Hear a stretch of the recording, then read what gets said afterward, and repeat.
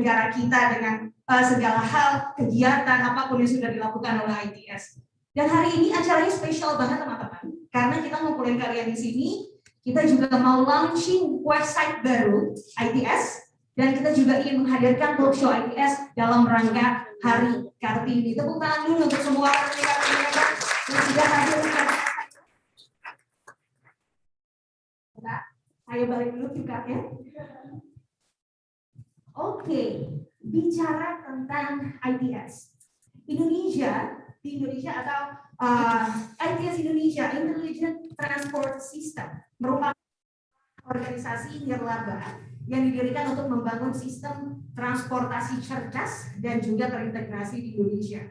ITS Indonesia hadir untuk menjadi alternatif solusi dari kemacetan, menyediakan kenyamanan dalam bertransportasi serta lingkungan.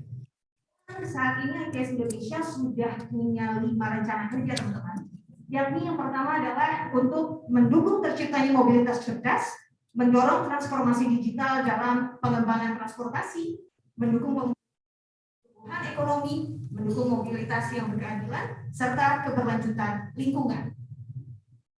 Sebagai usaha dalam mendukung rencana tersebut, ITS Indonesia juga telah memperbaharui situs resmi atau website yang tentunya akan memudahkan operator, perusahaan, institusi, peneliti, pelajar, profesional, serta masyarakat secara keseluruhan untuk bisa lebih mudah lagi mengakses informasi tentang ITS Indonesia serta transportasi publik yang ada di negara kita. Secara hari ini teman-teman, seperti yang tadi sudah saya sebutkan di awal, ini merupakan media gathering, launching website, dan juga talk show untuk menghormati dan juga memperingati Hari Kartini dengan topik terkait transportasi cerdas dari sudut pandang perempuan dengan judul Perempuan untuk Mobilitas yang Berkelanjutan. Pemilihan topik ini juga merupakan salah satu usaha ITS Indonesia untuk mewujudkan mobilitas berkeadilan yang menjadi rencana kerja ITS.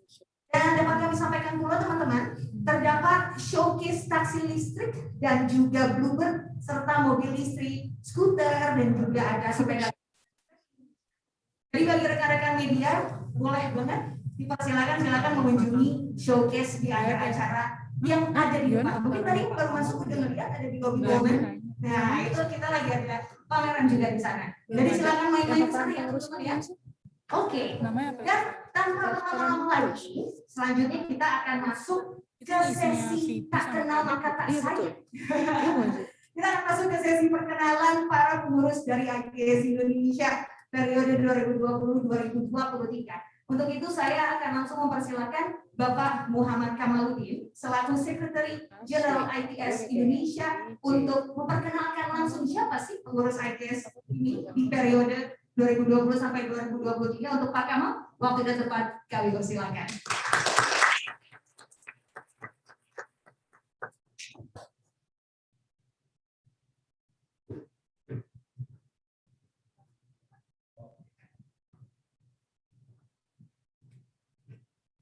Baik, yang saya hormati Presiden ITS Indonesia, Bapak Wilam Sabandar, Ketua Dewan Penasihat, Ibu Noni Purnomo,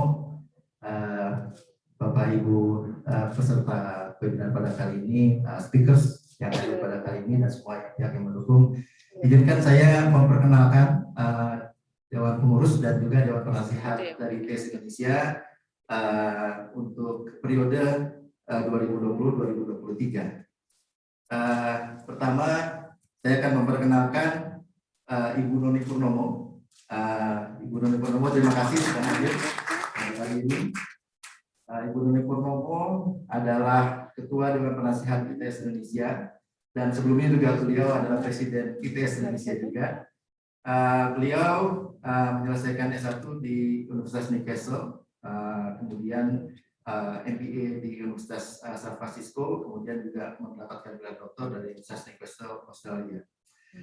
Dan beliau juga menjabat sebagai Direktur Utama PT Bluebird Tbk, dan juga beliau sangat aktif dalam aktivitas sosial dan kepedulian lingkungan, termasuk untuk Bluebird Peduli yang kegiatannya berfokus pada pendidikan, pemberdayaan perempuan, kelestarian lingkungan hidup, pengembangan komunitas dan budaya. Terima kasih Bu Noni hadir pada kali ini. Kemudian berikutnya Bapak William Sabanda. Beliau adalah Presiden ITS Indonesia. Beliau adalah utama PT MRT Jakarta. Pak Willy telah memiliki lebih dari 20 tahun pengalaman di bidang pembangunan, diantaranya sebagai Chief of Reconstruction di Kepulauan Nias, utusan khusus Sekjen ASEAN merangkap Kepala Operasi Rekonstruksi Myanmar, kemudian Director of Corporate Affairs ASEAN Sekretariat, dan juga asisten kepala di UKP 4, dan juga sebagai CEO Red Plus dan staf ahli Menteri SDM sebelumnya. Selama bertugas sebelumnya, beliau aktif mempromosikan kerjasama internasional dengan antar pemerintah, sektor swasta, dan masyarakat sipil. Beliau meraih gelar doktor geografi di University of Canterbury, Selandia Baru, dan master di bidang teknik transportasi di UNSW Australia. Kemudian saya memperkenalkan diri saya sendiri juga. Saya adalah Muhammad Kamaludin, Sekjen ITS Indonesia. Saya saat ini bekerja sebagai direktur utama di PT Jakpro Indonesia. PT Jakpro Indonesia ini sangat erat kaitannya dengan Intelligent Transport System, di mana kami akan mengintegrasikan tarif dan pembayaran transportasi umum di Jabodetabek yang akan menjadi mitra Indonesia. Dan saya sebelumnya bekerja di industri oil and gas, dan sebelumnya lagi di manajemen consulting di Accenture Indonesia. Kemudian saya lanjutkan lagi dengan perkenalan Treasurer dan VP of Finance and Strategy, Bu Neneng Gunadi. Bu Neneng adalah Country Managing Director of Grab Indonesia. Sebelumnya Ibu Neneng telah bekerja lebih dari 25 tahun di industri konsultan, dan sebagai konsultan Country Managing Director di Accenture Indonesia, dan juga sebagai ASEAN Management Consulting Lead dan ASEAN Human Capital and Diversity Lead. Beliau juga menjadi Dewan Direktur Save the Children Indonesia dari tahun 2019 hingga sekarang. Terima kasih bergabung pada hari ini langsung, Bu Neneng. Kemudian berikutnya saya perkenalkan Ibu Haryati Lawijaya, Vice President of Institutional Development and Data Management. Beliau bergabung secara online, secara daring. Mungkin bisa saya secara daring. Bu Fei, panggilan beliau adalah Bu Fei. Beliau adalah CEO Link Aja, pengalaman lebih dari 18 tahun di bidang telekomunikasi seluler. Dan juga beliau mendapatkan gelar dari Universitas Katolik Parahyangan, dan bekerja juga di bidang audit dan konsultasi keuangan dan di ekosistem transportasi telekomunikasi seluler dan digital. Ibu Fei, selamat siang, selamat sore. Kemudian berikutnya adalah Pak Yos Sunitioso. Beliau adalah Vice President of Research, Development and Training. Beliau juga bergabung online. Di sini ada fotonya. Beliau adalah Associate Professor Sekolah Bisnis dan Manajemen ITB. Mendapatkan gelar PhD dari University of West England, Bristol, Inggris. Dan juga mendapatkan Master dari University of Technology di Nagaoka. Dan beliau bergabung SBM ITB pada tahun 2010. Kemudian berikutnya saya perkenalkan juga Pak Resdiansah. Resdiansah ini adalah Vice President of Standardization and Monitoring Evaluation. Beliau saat ini menjabat sebagai Dekan Fakultas Teknologi dan Desain Universitas Pamulang Jaya. Dan beliau memiliki 26 tahun pengalaman dalam penelitian dan juga konsultasi, mendapatkan PhD dari National University of Malaysia Intelligent Transportation System, dan memiliki portfolio penelitian dan konsultasi dari berbagai bidang termasuk smart mobility, smart urban, dan smart society, dan penelitian lainnya. Berikutnya Pak Yoga Adiwinarto. Beliau adalah Vice President of policy advokasi dan stakeholder engagement. Dan Pak Yoga ini juga menjabat sebagai Direktur Teknik dan Fasilitas PT Transportasi Jakarta. Beliau sangat berpengalaman dalam modeling transportasi, dan sebelum menjabat sebagai Direktur di Transjakarta juga pernah menjabat sebagai Direktur di ITDP wilayah Asia Tenggara dan terlibat dalam proyek transformasi layanan Transjakarta. Kemudian terakhir VP untuk industri dan marketplace, Pak Rama Raditya, dan beliau ini adalah founder dan CEO dari Clue. Beliau sangat aktif berperan dalam pengembangan inclusivity, collaboration dan sustainability dengan dukungan dari pemberdayaan warga, IoT dan kecerdasan. Dan dia mendapatkan Bachelor of Applied Science dan Master dari Strayer University Washington DC. Jadi kami memiliki keterwakilan dari masing-masing ini untuk Vice President untuk masing-masing fungsi yang mendukung ITS Indonesia dalam mengembangkan kolaborasi antara akademisi, industri, community dan juga dengan pemerintahan. Berikutnya kami juga memperkenalkan Department Head, beberapa juga hadir di sini Pak Rudi Hartono, Head of Finance,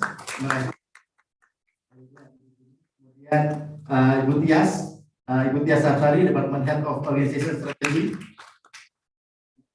kemudian Pak Safri Yusuf, Department Head of Monitoring Evaluation, dan Ibu Mungki, Department Head of Stakeholder Engagement. Kemudian Ibu Gasani adalah Department Head of Communication, juga hadir pada sore hari ini bersama kita. Dan Department Head lainnya juga bergabung secara online, secara utuh di sini. Ada Pak Isran Ramli, kemudian Ibu Andini Putri online nanti akan menjadi speaker juga pada webinar nanti. Kemudian Pak Rifan Kurnia, Yosiafra, Bu Frida Listiani, Maria Reni, kemudian Pak Sapri Pamulu bergabung dari Makassar, kemudian Afran Arlanda dan Aditya Luhut. Semuanya ini mewakili, next slide-nya, mewakili institusi yang sangat beragam. Jadi dimulai dari bisnis, dari industri berkaitan dengan transportasi, dengan intelligent transport system, kemudian juga yang berkaitan dengan community dan governance, dan ini semuanya membangun kolaborasi dalam sistem kecerdasan. Demikian perkenalan pengurus ITS Indonesia periode 2020-2023. Terima kasih sekali lagi bagi yang hadir pada hari ini, dan saya persilakan kepada Bu Aziza untuk melanjutkan dengan agenda berikutnya. Terima kasih.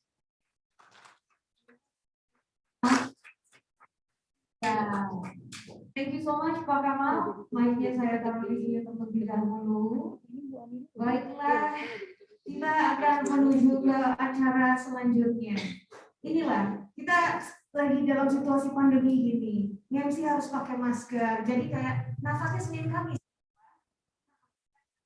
Openingnya kayak ngomong apa-apa, show must go on, karena mungkin gak cuma saya ngerasain di sini.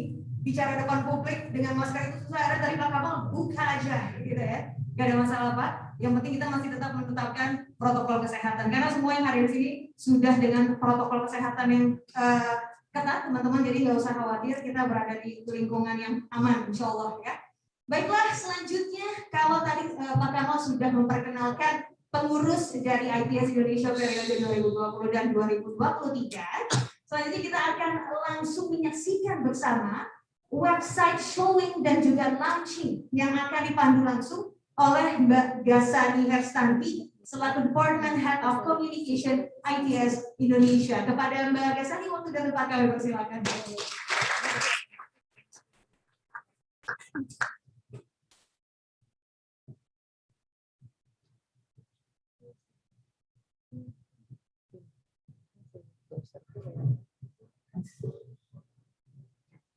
Assalamualaikum Assalamualaikum warahmatullahi wabarakatuh. Selamat sore Bapak Ibu, yang terhormat Bapak William Besanadar selaku Presiden ITS Indonesia, yang saya hormati Ibu Noni Purnomo selaku Dirut PT Bluebird Tbk, yang saya hormati Ibu Paila Sufa selaku Direktur ITDP Asia Tenggara, yang saya hormati Ibu Setia Milatia selaku Direktur Damri, yang saya hormati Ibu Neneng Gunadi selaku Country Managing Director Grab, yang saya hormati Bapak Muhammad Kamaludin selaku Direktur Utama Jaklingko. Terima kasih teman-teman media sudah hadir pada sore hari ini untuk kami launching website ITS yang baru. Kami dari ITS telah memperbaharui website ITS dengan situs ITS Indonesia.org.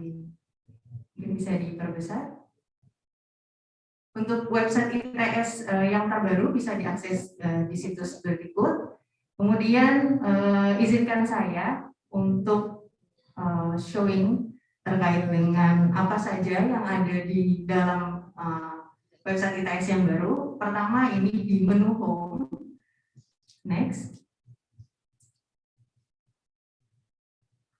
Bisa ke bawah.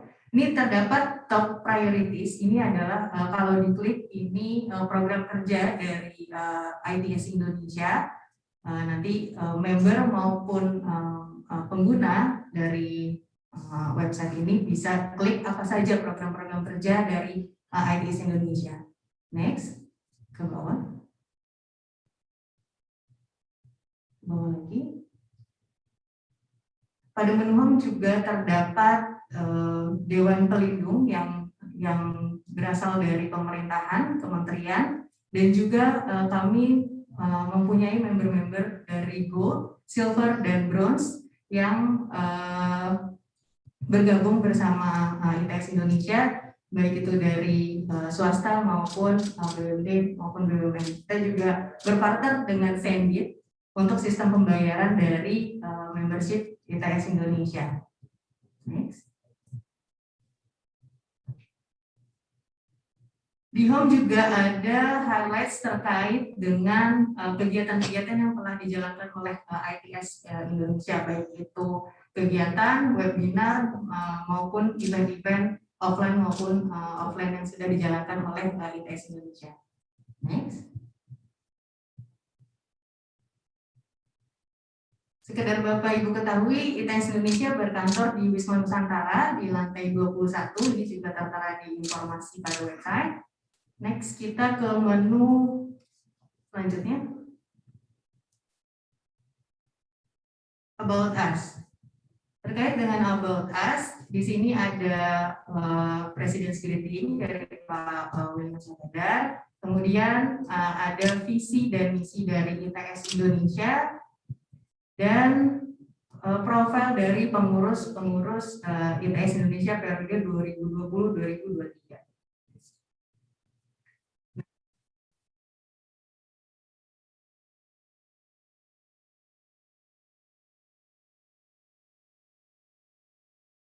Ke menu event, di sini tertera event-event yang berlangsung maupun yang sudah dijalankan oleh ITS Indonesia. Jadi masyarakat bisa melihat apa sih event yang akan dijalankan atau dilaksanakan dari ITS di bulan ini atau di bulan depan gitu. Tidak hanya program ITS Indonesia saja, tapi program atau event dari ITS negara lain juga dapat diakses melalui menu event ini.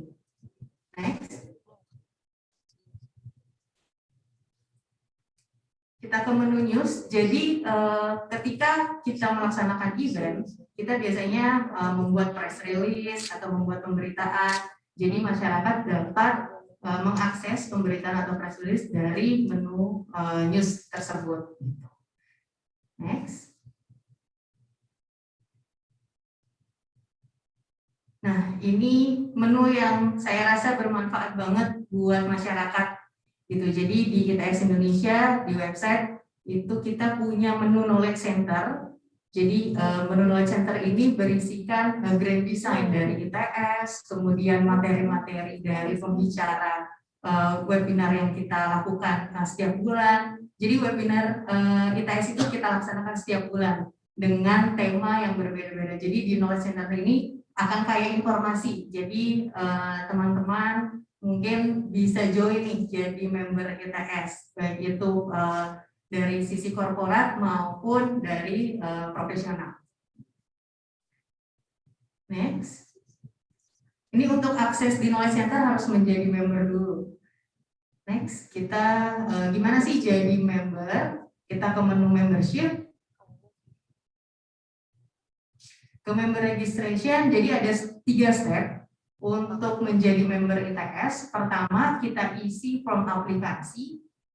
Di sini form basic information terkait personal maupun korporasi. Next. Kita isi dulu memasukkan beberapa data seperti NPWP.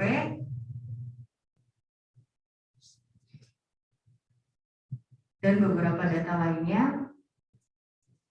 Setelah memasukkan email dan next. Untuk yang kedua adalah kita pilih paket membership. Jadi ITS Indonesia memiliki beberapa menu untuk membership, yaitu pertama untuk profesional. Jadi di sini 500.000 per tahun, benefitnya juga sudah tertera. Kemudian untuk pelajar itu di 100.000 per tahun. Itu kalau untuk pelajar bisa internship opportunities dan mentorship opportunities. Untuk profesional itu networking, kemudian akses monthly webinar. Next. Untuk corporate kita ada 3, mulai dari 10 juta per bulan, 15 juta dan 20 juta. Ini juga benefitnya sudah tertera.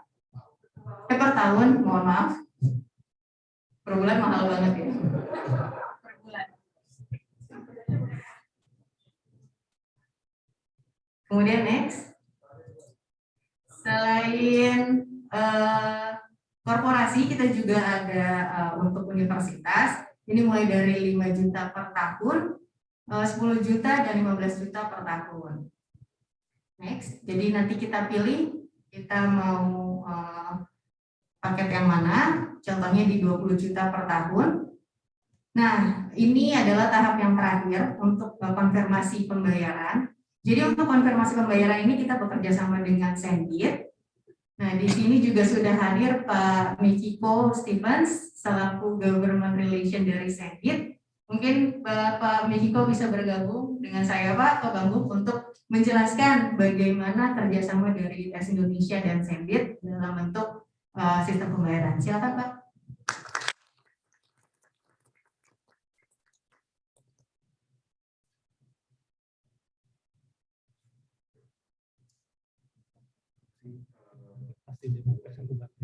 Assalamualaikum warahmatullahi wabarakatuh. Para pendengar hormat, terutama ini Presiden dari ITS Pak William, Presiden dari ITS Pak Kemal, maupun pada hari ini, selamat hari Kamis ini. Mungkin saya ingin mengucapkan salam juga ya ini. Terima kasih atas kesempatan yang diberikan. Hari perkenalkan, nama saya Niko. Saya adalah salah satu Sendit Group. Sendit Group itu apa? Sendit Group adalah payment solutions provider. Jadi kita memiliki beberapa license yang dikeluarkan oleh Bank Indonesia. Hampir semuanya dari bentuk payment seperti Gateway dan juga license. Nah, sedikit mengenai Sendit kembali. Kita sudah beroperasi di Indonesia mulai dari 2017. Saat ini merchant kami melayani lebih dari 2.000 baik tinggal enterprises sampai dengan UMKM. Contohnya enterprises dan juga pasar dan data pos. Selanjutnya mungkin saya akan memberikan penjelasan terkait dengan salah satu produk yang kami berbasis API, integrasi host-to-host maupun payment link seperti yang digunakan oleh ITS. Jadi setelah melakukan registrasi dan para user yang melakukan pembayaran,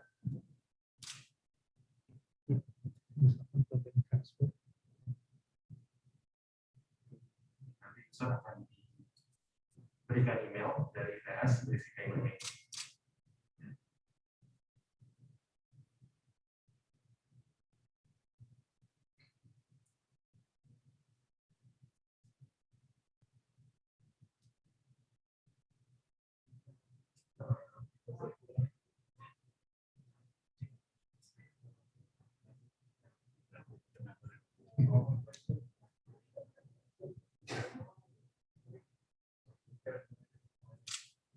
Nanti tampilannya kurang lebih seperti ini. Untuk yang digunakan oleh saya sendiri saat ini jadi transfer juga kartu kredit. Jadi sewaktu user hendak membayar setelah mengklik payment link akan di-redirect ke invoice. Nah di sini user dapat melihat jumlah yang harus dibayar dari siapa, lalu tinggal pilih mau pakai cash payment channel apa, mau transfer ke virtual account bank Himbara atau BCA maupun Permata.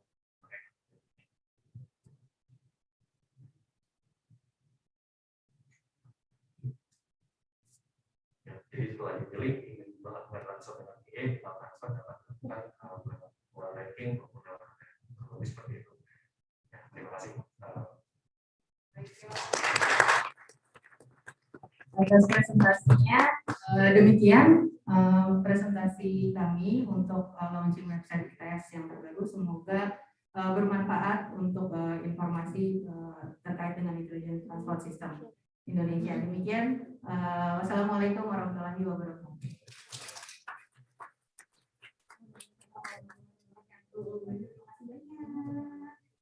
Terima kasih juga tadi Mas Ciko atas penjelasannya.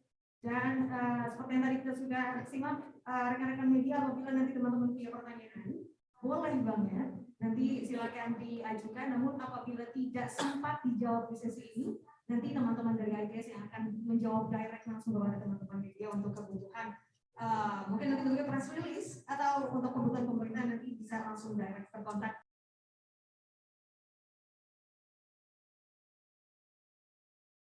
Pak yang ada di streaming online semuanya semoga sehat-sehat selalu ya. Masih bersama kami di sini di acara hari ini.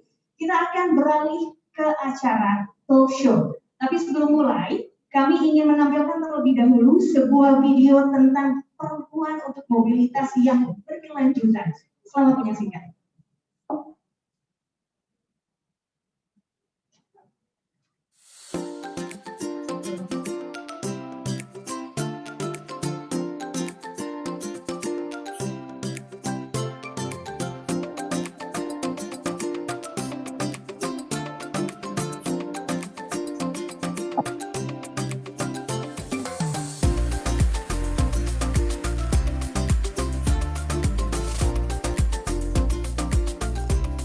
Transportasi telah menjadi kebutuhan dasar masyarakat, sehingga ketersediaan pelayanan jasa transportasi yang berkesinambungan untuk memenuhi kebutuhan aktivitas dan mobilitas harus menjadi prioritas yang utama.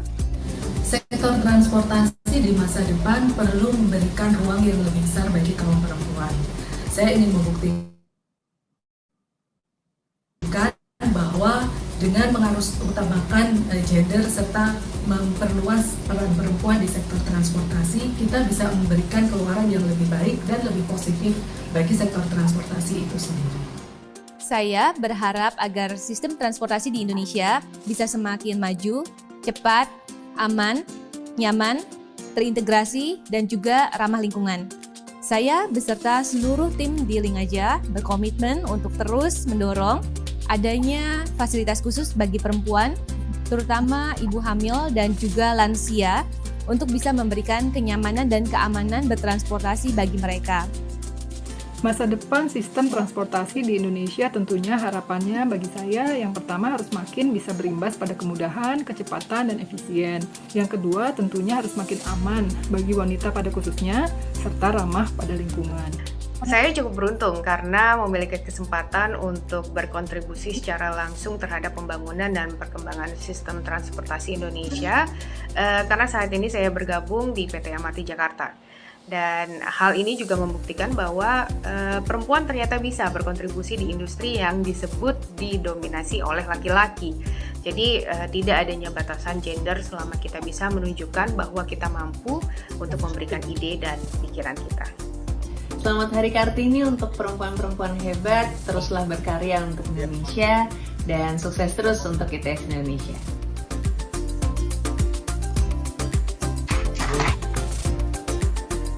Itu dia tadi karena perempuan memang menjadi dua unsur yang tidak pernah bisa dipisahkan. Apalagi kalau perempuan-perempuan ibu kota ya, yang memang kerjanya commute, pagi ada di daerah Tamrin, siang udah meeting lagi di daerah Pejompongan misalnya, lalu sore udah sampai Depok. Nah, biasanya nih, kalau masuk ke gerbong komuter lain cewek, itu ramenya banget. Apalagi kalau naik MRT, saya udah lama banget, Pak, naik MRT. Tapi sebagai salah satu MRT user, saya sangat merasa beruntung sebagai perempuan. I feel so safety ketika bisa berkendara dengan aman dan nyaman. Dan tentunya bangga banget bisa punya transportasi dengan untuk kita, para perempuan dengan mobilitas tinggi. Tapi nggak hanya kita, laki-laki juga tentunya. Namun sorry, karena di hari Kartini jadi saya fokus ngomongin perempuan. Boleh ya? Oke, tanpa berlama-lama lagi saya akan langsung masuk ke sesi talk show kita pada hari ini. Untuk itu saya akan mempersilakan para narasumber saya. Kalau tadi disebut Sri Kandi ya sama Mas Michiko dan juga Mas Akmal tadi, luar biasa sekali. Saya akan langsung mempersilakan saja yang pertama Ibu Nonisri Ayati Purnomo selaku Direktur Utama PT Uber Tbk untuk bergabung bersama saya di sini di atas panggung. Selanjutnya saya juga mengajak Ibu Cynthia Endilania Munin selaku Direktur Utama Jambi. Ibu Tia silakan bergabung bersama kami. Dan juga saya mengajak bergabung Mbak Faela Supla selaku Direktur Utama Asia Tenggara ITDP, Institute for Transportation and Development Policy. Silakan Mbak Faela. Dan sudah bergabung juga bersama kami via Zoom ada Mbak Andini Putri selaku Vice President of Marketing Transport and Financial Service Traveloka. Halo Mbak Andini, selamat sore. Selamat sore. Selamat sore.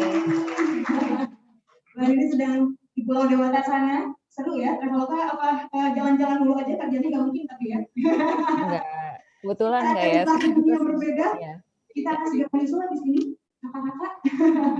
Oke, baiklah seperti judul yang tadi sudah kita bicarakan bahwa hari ini kita akan bicara tentang perempuan untuk mobilitas berkelanjutan.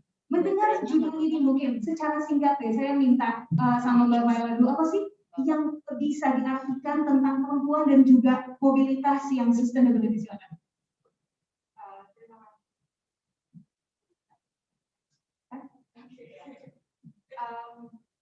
Sebenarnya kalau perempuan dan mobilitas, saya bisa mengartikan bahwa kita mobilitas itu perempuan, maka dia juga akan karena kita tahu peran perempuan sebagai pekerja, juga sebagai mungkin kayak pekerja mempunyai anak, mungkin juga ada perempuan yang disabilitas, mungkin perempuan yang hamil. Jadi jika fasilitas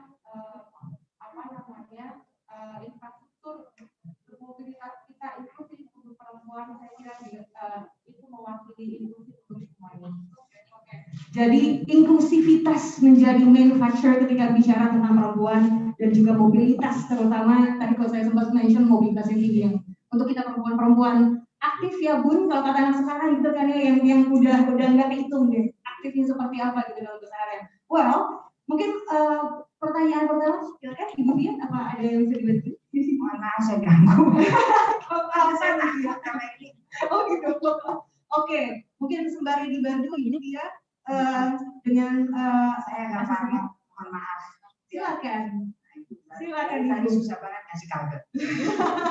Minta ini semprotan sanitizer ya Bu Tia ya.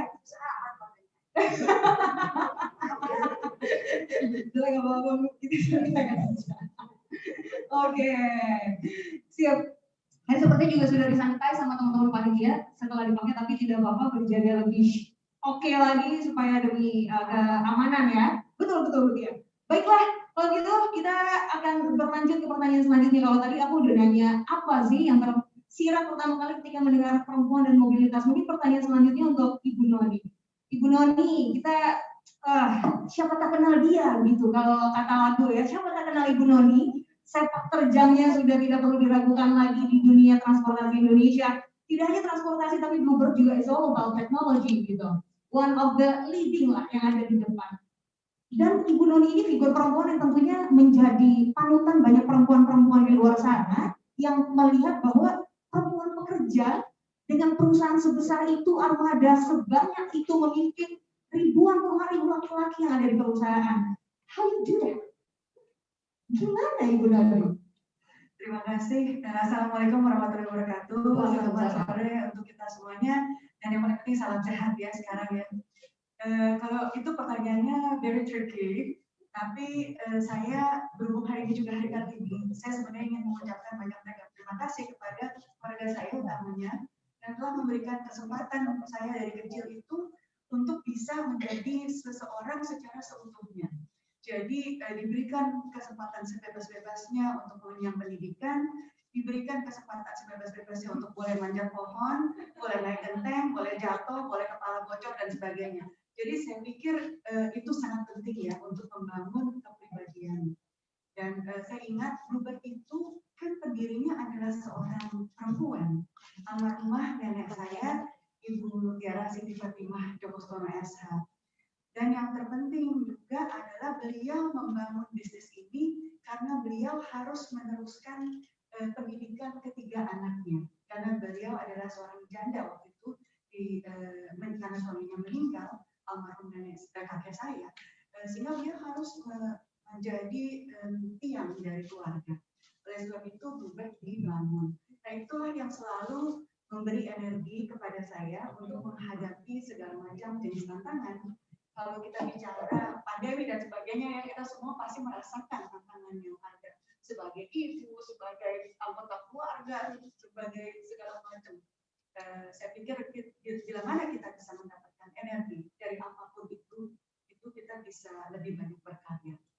Tepuk tangan dulu dong untuk Ibu Noni. Luar biasa. Ini juga ngomong luar biasa, tidak hanya dua narasumber saya yang sudah menjawab pertanyaan, tidak hanya Mbak Faila dan juga Ibu Noni, tapi juga Ibu Tia. Ibu Tia ini kerjanya serius banget di rootnya Damri. Ada 7 segmen usaha, kalau saya salah mau dikoreksi Ibu. Dari semuanya ini, biasa kalau kita lihat kalau ngomongin soal Damri, everything pasti leadingnya adalah laki-laki. Tiba-tiba muncul, bukan nggak tiba-tiba sih, udah lama ya, maksudnya orang muncul melihat di rootnya yang memimpin semua orang ini adalah seorang perempuan tangguh bernama Ibu Tia, gitu. Bagaimana Ibu selama ini obstacle-nya apa? Lalu mungkin kalau bisa di-share di Damri itu ada berapa persen sih pekerja perempuannya? Silakan Bu Tia. Terima kasih. Saya bingung kalau ditanya gitu. Jadi saya itu kalau istilahnya ketendang-tendang sampai masuk Damri. Saya hanya menjalani hidup saya begitu saja. Jadi tenang sana, tenang sini. Dulu saya pernah di tempatnya Mbak Faila juga, jadi emang udah takdirnya seperti itu. Obstacle-nya yang pasti adalah saya di root pertama Damri perempuan. Ya. Dan Damri itu betul-betul male domination. Obstacle yang paling berat adalah pada saat saya masuk kita punya 4.000 bus di 58 cabang. Dari Sabang sampai Merauke, isinya laki semua, hanya 8% yang lulus. Sisanya 92% SMA ke bawah. Jadi bisa bayangkan seperti itu. Tidak ada teknologi sama sekali. Saya masuk 2018. Pembukuan keuangan, finance segala macam itu dikelola. Dan kita setiap hari punya ribuan. Lalu kemudian dalam hal nggak punya sementara kita waktu di IDB udah bicara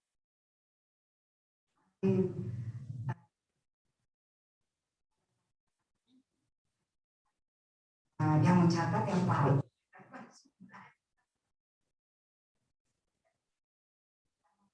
berat. Lalu tesnya adalah ini perempuan ini tahu apa sih? Gitu. Jadi biasanya akan timbul seperti itu di awal. Buat saya nggak perlu putuskan apa-apa. Yang penting saya kerja saja sesuai dengan KPI saya. Ya, saya jalani aja tanpa ambisi apa-apa. Dan satu hal bahwa saya belajar itu saja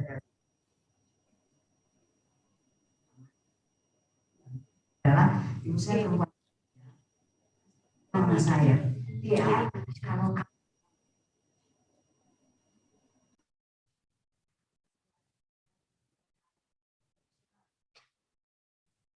karena kamu bersaing dengan unconscious bias tadi.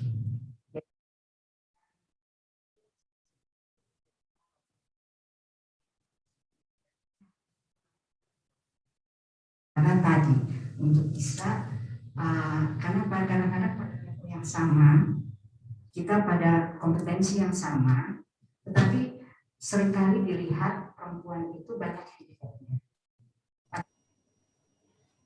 Ekosistem kita, terlihat dengan ekosistem itu bagaimana kita membangun ekosistem kita.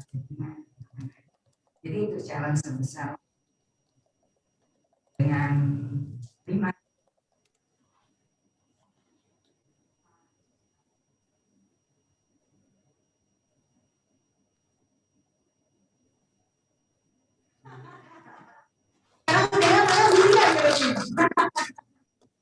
luar biasa. Jadi wow, itu mungkin PR yang cukup lama untuk bisa diubah dalam era digitalisasi seperti sekarang ini. Semanual itu Bu Tia di semua sektornya. Kebetulan saya anak teknik, temennya pintar-pintar, teman saya pintar-pintar, ya, anak teknik itu biasanya pintar-pintar. Jadi saya tinggal terus ini, gue perlu sistem ini, form ini. Akhirnya kasih anak buahnya segala macam dan lain-lain. Bikin sistem itu mudah. Nggak mudah banget, tapi maksudnya nggak sesusah merubah culture. Yang paling sulit adalah merubah culture, karena sistem itu udah kita bangun bagus segala macam, colokannya dicabut aja, selesai. Assalamualaikum warahmatullahi wabarakatuh.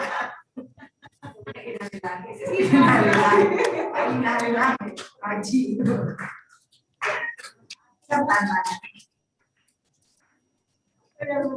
Luar biasa sekali ya. Jadi memang unconscious bias yang merubah culture menjadi PR besar, apalagi berada di sektor BUMN. Sorry, we have to say that, but itu PR besar sekali ya. Mungkin yang sekarang kita bisa dengar ceritanya langsung dari Bu Tia, belum tahu yang lain seperti apa, lebih sulit lagi pastinya.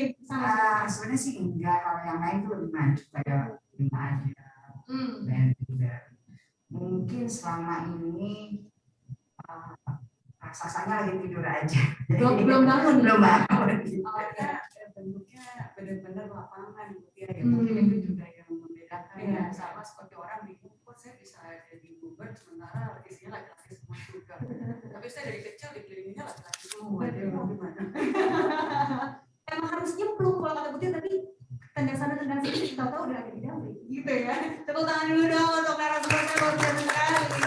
Baiklah, yang di seberang sana, halo, sudah ada Mbak Andini. Mbak Andini, kalau tadi kan Ibu Tia mengalami unconscious bias yang mungkin ini ada di hampir every sector. Yang kalau kita ngalamin, mungkin kalau saya di media sudah hampir equal ya, karena banyak pekerja media laki-laki dan perempuan baik itu di lapangan maupun di layar begitu.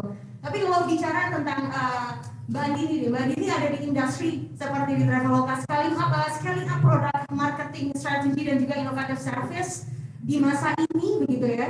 Berarti kan juga berperan sebagai motor penggerak gitu, mesin perubahan dan perkembangan di dunia khususnya traveling gitu. Di bagaimana Mbak Andini bisa mikirin pandemi, orang gak ada yang liburan, tapi kita bikin apa lagi? Diskon apa lagi? Everything about harus bisa adjusting dengan masa ini gitu. Bagaimana mungkin bisa Mbak Didi nge-share ke kita di sini terkait dengan mobilitas tinggi yang masih dilakukan Mbak Didi dan teman-teman di sana? Silakan. Ya mungkin sebenarnya saya terima kasih sekali ya berada di panel yang dengan leader-leader perempuan yang di industri ini udah cukup senior ya. Mungkin kalau dibandingin sama Bu Noni, sama Bu Tia, sama Mbak Vela, saya bayi nih di dunia transportasi gitu ya. Jadi ini tuh menariknya sekali. Tadi kan dimention bahwa, sorry bisa dengar saya? Halo? Udah kedengeran suaranya. Masih kedengeran? Kedengeran? Oke. Ya kebetulan, jadi kan kebetulan saya masuk ke dalam, saya di Traveloka baru setahun, dan kebetulan saya masuk, kalau terus terang orang bilang pasti timing saya masuk industri ini kurang tepat ya, karena langsung pandemi nih gitu ya. Saya baru masuk unit transportasi Traveloka langsung pandemi. Nah, menurut saya tapi ini tadi kalau kita ngomongin unconscious bias ya, sebagai perempuan, saya melihat bahwa sebagai leader perempuan masuk ke dalam situasi yang kurang menguntungkan tuh sebenarnya lebih beneficial gitu, karena pada saat kita lihat orang berhenti traveling, pandemi hit gitu ya, salah satu hal yang membuat kita bisa mengadjust bisnis gitu ya, membuat orang percaya lagi untuk bergerak dengan mobilitas, itu adalah empati kita terhadap konsumen gitu yang menggunakan fasilitas transportasi gitu. Dan itu sebagai leader perempuan tuh salah satu yang menjadi keunggulan kita gitu, walaupun bisa cukup sulit ya. Dan kebetulan karena situasi ini saya jadi lebih bisa bekerja sama dengan partner-partner juga gitu ya. Jadi gimana kita memberikan akses, membantu partner kita itu untuk mendorong kembali kepercayaan konsumen untuk menggunakan sarana transportasi gitu. Contohnya kita selama pandemi ini, tadi kan ngomonginnya promo ya, mungkin ya promo itu salah satu yang kita terus lakukan di Traveloka, tapi selain itu di awal pandemi terutama itu kita meluncurkan berbagai inisiatif nih bersama partners gitu. Salah satunya yang kita sebut adalah Clean Partners gitu. Clean Partners inisiatif ini kita mengkomunikasikan kepada konsumen kita bahwa partner-partner Traveloka pada saat membeli di Traveloka, partner-partner kita ini tuh sudah memenuhi standar kebersihan gitu ya. Jadi mereka cukup confident saat membeli lewat Traveloka itu bahwa our partners itu sudah melakukan semua standar kebersihan sehingga mereka merasa aman lagi, dan itu terus terang membantu juga dari sisi industri, nggak cuma travel tapi seluruh mendorong mobilitas juga supaya menaikkan trust konsumen sih gitu. Mungkin itu yang bisa saya share ya dari aku dalam konteks sebagai women leader. Oke, nice. Kalau tadi Bu Tia sempat bilang ini Mbak Dini ngajarin saya. Kalau Mbak Vela bilang ini dulu mentor saya. Mbak Dini itu sebegitu majorsnya untuk para another woman leader. Ibu kos. Jadi baru-baru di Inggris dulu ibu kosnya Mbak Vela katanya. Oke, baiklah. Kita bicara lagi tentang perempuan dan mobilitas. Mbak Dini, terima kasih banyak.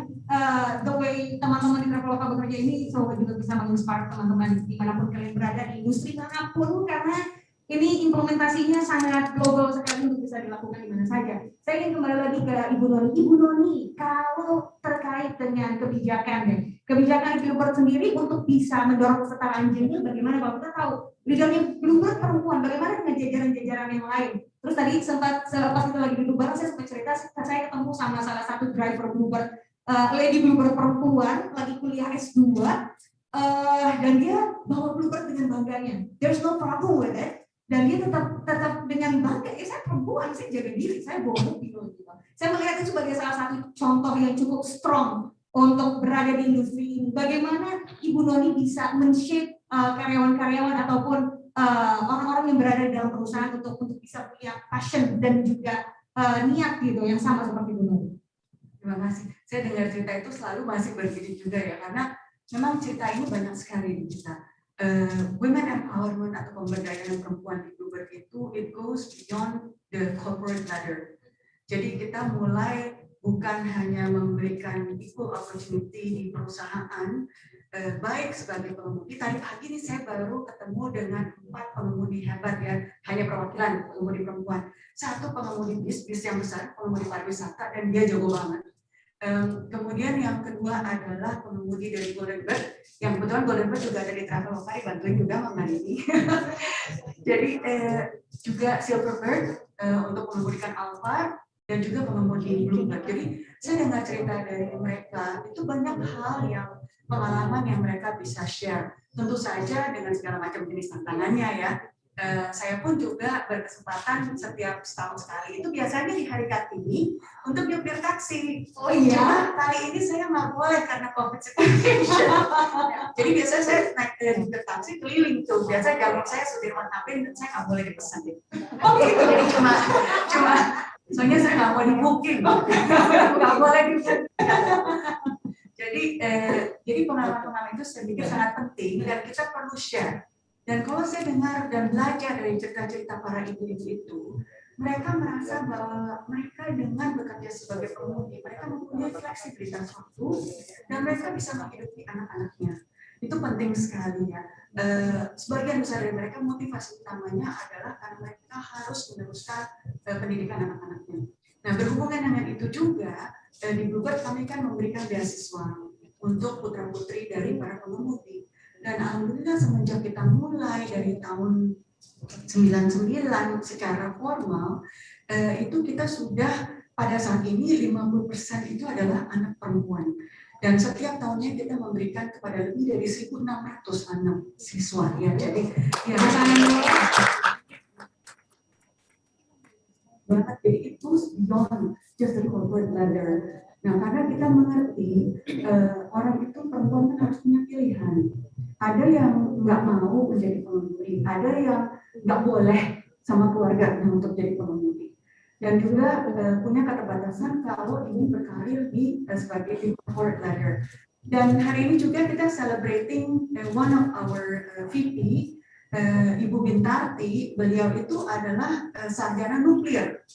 Ya, jadi VP teknik kita sarjana nuklir. Kemudian VP dari administrasi keuangan kita sarjana matematika. So we have all the STEMs, graduate gitu. Jadi kita sangat benar-benar menunjang hal tersebut ya. Dan kita launch scenario 1 yaitu Kartini Bluebird. Jadi kita berikan program pemberdayaan perempuan dengan memberikan pelatihan gratis kepada istri dari para pengemudi kita. Jadi it goes beyond corporate ladder gitu. Itu yang saya pikir sangat mendalam di hati kita, dan kita juga perlu berterima kasih kepada bukan hanya para perempuan ya, tapi semua orang, laki-laki dan perempuan yang berada dalam Bluebird, di mana saling menghormati. Itu saya pikir that's key ya. Respect, being respectful, menghormati, melihat orang itu sebagai orang seutuhnya. Saya pikir saya sangat, I'm really being blessed being in such a company. Luar biasa sekali, Bu Hanul.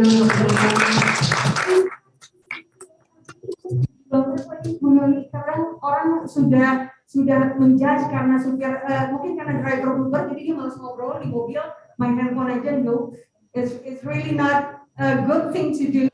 Karena saya hampir selalu ngobrol sama semua driver saya sampai tukeran nomor sama driver lagi. Berarti itu beneran Ibu, saya tukeran nomor, saya pengen tahu lebih banyak, mau saya ajakin bikin konten bareng nanti.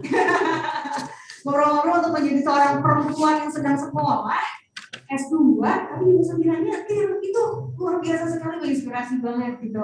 Luar biasa sekali Bu Lani. Oke, jadi kadang kalau ngeliat fiturnya kayak gini ya, karyawannya seperti itu, saya heran lagi. Oke, nah bicara soal perempuan yang ada bawa mobil di jalanan. Kalau kita ke ITDB terlebih dahulu ya, ke Mbak Faira, kalau saya tidak salah sekitar Juni 2020 lalu ITDB memberikan rekomendasi khusus untuk rencana mobilitas warga perkotaan di wilayah Jakarta gitu. Implementasinya sampai saat ini seperti apa? Karena kan kalau kita merasa jalan-jalan di Jakarta cewek jam 12 malam di trotoar nggak berani bukan? Masih belum merasa safety kita ada di sini. Sedangkan rekomendasi demi rekomendasi sudah diberikan, sudah dijalankan sama pemerintah, tapi we're not there yet. Sejauh ini apakah sudah cukup efektif kalau dari pandangannya Mbak Vela dan teman-teman nanti ini? Jadi kalau di ITDP sekarang kami punya tim DSI kalau kita bilang, jadi Gender Equality Social Institution. Ini mereka berdua, Mbak Anggi dan Mbak Noni, Oh, jadi setiap proyek yang ada di ITDP, jadi sebenarnya ITDP tidak hanya di Jakarta, kalau boleh kita sampaikan, jadi ada beberapa kota juga dan juga bahkan di Southeast Asia.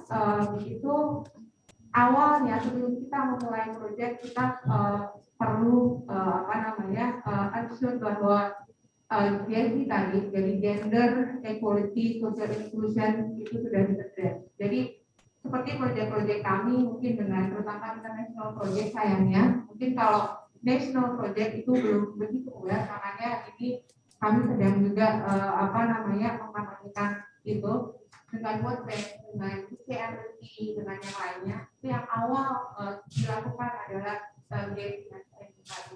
Jadi mereka ini Mbak Anggi sama Mbak Rosi sampai survei ke proyek itu bukan hanya beberapa jam saja, biasanya ya kalau kita survei untuk bikin rekomendasi suatu proyek, misalnya mungkin nanti bikin halte Transjakarta baru atau bikin koridor MRT, itu biasanya awal kita gitu. Tapi kalau sekarang Mbak Anggi, Mbak Rosi dan timnya itu survei sampai 24 jam karena mereka pengen tahu gitu, apa yang terjadi di malam hari, terus apakah ada isu perempuan yang perlu diadres di sana, apakah mungkin bukan hanya perempuan sebenarnya equality yang lainnya ada seperti anak-anak di pagi hari nanti seperti apa perilakunya. Kemudian di malam hari juga biasanya kalau mereka survei di Kebayoran Baru itu ada PKL ternyata, padahal di situ ada kafe-kafe kan. Ternyata di malam hari ada PKL. Jadi perilaku seperti itu termasuk perempuan juga mereka. Dan kalau dari temuan mereka ini tadi saya belajar dulu dari mereka ekspertnya itu. Jadi setiap proyek saya pun pasti akan kena mereka dulu nih udah mainstream GESI atau belum gitu. Jadi untuk perempuan sayangnya kalau di Jakarta ini perempuan kan banyak peran kita ya, mungkin sebagai ibu rumah tangga atau mungkin kalau dia juga pasti dia akan jadi caregiver, punya anak atau mungkin nanti dia masuk ibunya gitu. Jadi perjalanannya mereka itu sebenarnya juga sangat terbatas karena biasanya kalau bapak-bapak di mobil itu pertama buat bapaknya sendiri atau mungkin anak laki-laki ya kan. Jadi bagaimana nanti perempuan itu bermobilitas gitu. Jadi ada keterbatasan. Biasanya mereka bersepeda atau berjalan kaki, itu yang kami dapatkan dari survei kami. Kemudian kalau memang agak jauh sedikit, mereka itu biasanya menggunakan angkutan umum yang memang kalau di Jakarta masih dijangkau dengan angkot biasanya. Jadi ketidaknyamanan naik angkot itu juga sangat mereka rasakan. Dan ada beberapa perspektif sih sebenarnya kalau mereka itu ingin bermobilitas. Jadi mungkin tidak hanya di sini saja, mungkin yang punya privilege untuk punya kendaraan pribadi atau mungkin MRT aja mereka atau Transjakarta itu sangat mahal buat mereka.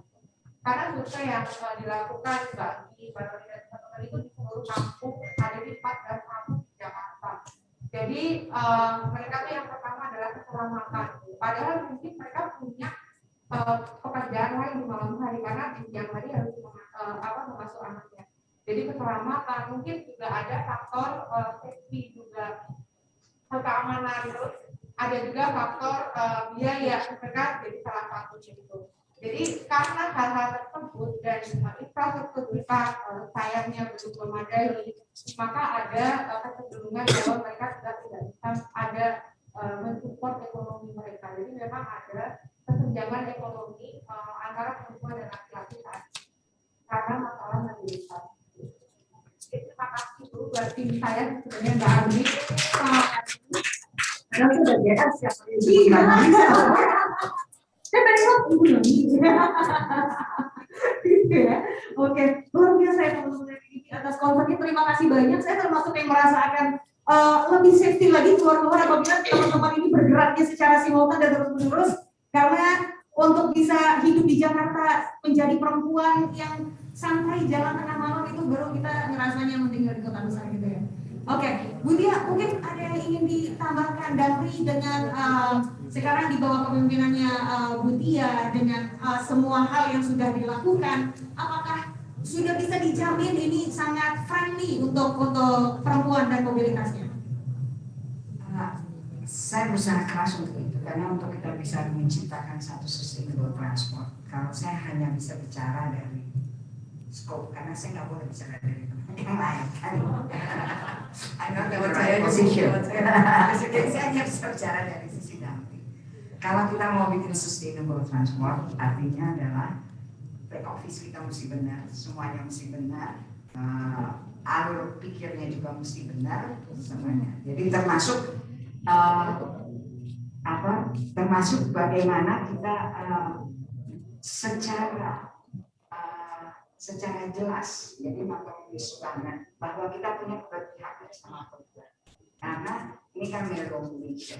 Kalau dan keberpihakan perempuan itu ternyata alhamdulillah. Jadi ada he for she cukup banyak di Damri ternyata. Jadi itu pun sangat membantu buat saya. Jadi she itu kadang-kadang she itu nggak harus dibantu oleh she juga. Tapi ada he for she. Nah ini yang kita nurturing, kita tumbuhkan terus he for she. Jadi sehingga waktu kita mengambil policy untuk keberpihakan perempuan, untuk membentuk ekosistem untuk perempuan, itu saya mudah. Karena selain perempuan ada laki-laki yang bantuin saya, orang mayoritas laki ya. Masa iya karena jangan dimusuhin, bahaya. Nah, pada waktu saya masuk pada level pimpinan itu kita mulai dari asisten manajer ya, yang kita sebut dengan pimpinan. Jadi kalau di daerah juga asisten manajer, di kita ada kasubdit, istilahnya kepala subdivisi, itu 0% perempuan. Hari ini alhamdulillah sudah 14,07%. Jadi alhamdulillah, tapi saya tetap firm dan saya tetap kekeh, orang Sunda kekeh gitu ya, kekeh bahwa nggak ada karpet merah buat perempuan. Jadi kita tetap dalam proses rekrutmen maupun fit and proper yang sama dengan laki-laki.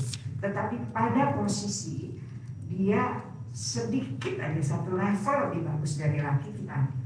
Jadi dari situlah bagaimana, lalu saya juga hubungin Faila, kita juga dibantu EDB untuk polisi perempuan ini. Alhamdulillah. Jadi EDB tunjuk Bapak Faila. Oh betul ya, oke. Oh saya user nggak, saya user. Saya user. Enaknya banyak teman kan gitu, mentahnya dia lagi. Ya kan? Jadi alhamdulillah mau SOP, ECD itu sudah kita terjemahkan untuk ada keberpihakan yang jelas. Kenapa saya percaya bahwa perempuan dalam transport itu akan punya kontribusi yang sangat signifikan. Kenapa? Kita tuh semua dilahirkan perempuan itu multitasking. Ya, kalau nggak percaya banyak ibu di sini. Sambil ngasih botol susu anak, terima telepon, besok ngatur menu, besok harus kerja, lagi ngatur-ngatur, bos kita telepon, minta ini supaya reportnya cepet, ya kan? Kita tuh terbiasa, kita walaupun dia tidak bekerja, tapi memang kita itu secara alamiah tertraining untuk multitasking. Dan hal-hal yang meticulous, hal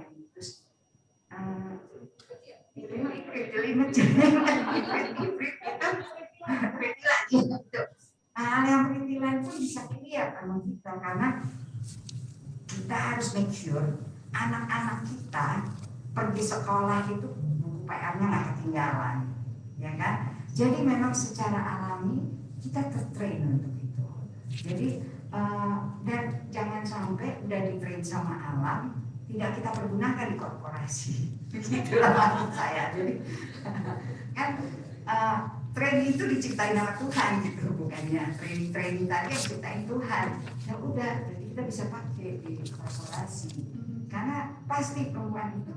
Jadi kalau di rumah nih suami saya nyari gunting, dia buka lemari, saya bilang ada di lemari. Begitu dibuka dia teriak, nggak ada guntingnya.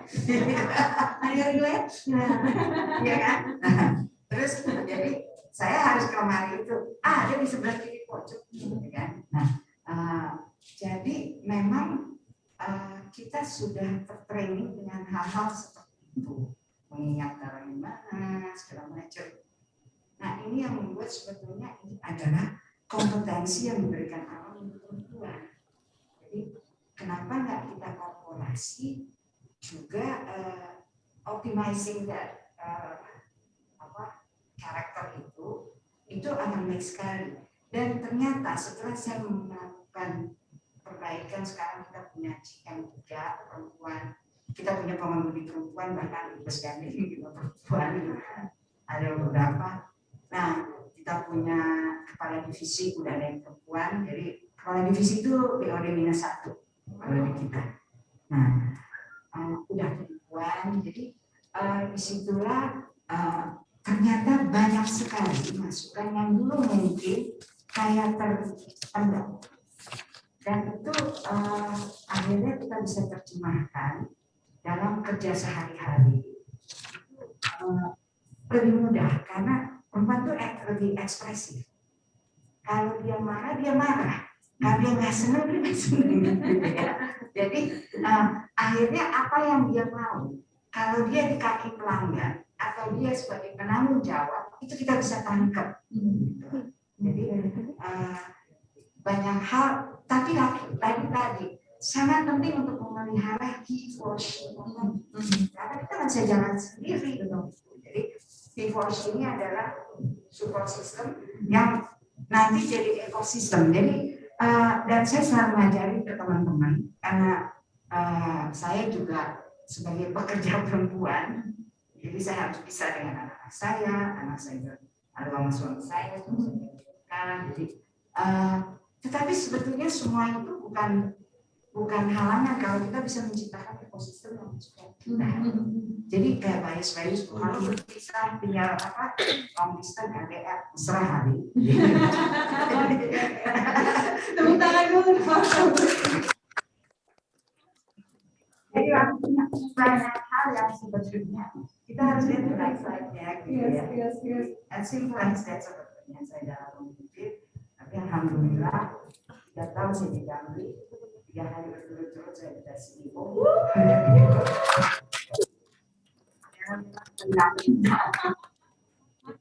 Itu ya, menunjukkan bagaimana perempuan itu di bawah tekanan pun bisa spread wing and fly away. Luar biasa sekali. Dan itu dia mungkin bisa diambil pelajarannya, tapi sepertinya ini waktu sudah di ujung-ujung. Jadi satu pertanyaan terakhir mungkin untuk Mbak Dini. Mbak Dini sebagai penutup sebelum kita buka Q&A dengan teman-teman. Pertanyaannya adalah, kita nggak akan selesai di sini. Regenerasi perempuan di dalam sebuah perusahaan tetap dibutuhkan. Butuh Bu Noni yang lain, Butia yang lain, Mbak Farel dan juga Mbak Andini yang lain sebagai regenerasi pemimpin-pemimpin perempuan di sebuah institusi ataupun perusahaan. Apa yang bisa dilakukan? Mungkin saya next salah satunya. Silakan Mbak Andini. Oke, mungkin saya untuk yang pertama ya, saya setuju banget dengan Ibu Tia gitu. Salah satu yang perlu dipupuk dari seorang perempuan ya, itu leadership perempuan. Itu adalah gimana kita merasa confident bahwa kelebihan kita sebagai perempuan itu adalah kelebihan. Karena kalau sometimes di dunia korporasi, kelebihan-kelebihan yang tadi secara natural Bu Tia sampaikan gitu ya, perempuan itu detail gitu ya, itu tuh suka di flip nih. Jadi sesuatu yang negatif gitu, misalkan karena detail jadinya micromanager gitu ya, timnya jadi nggak suka nih karena micromanage banget gitu. Karena kita punya empati, kita dibilang perempuan terlalu emosional untuk menjadi seorang leader gitu.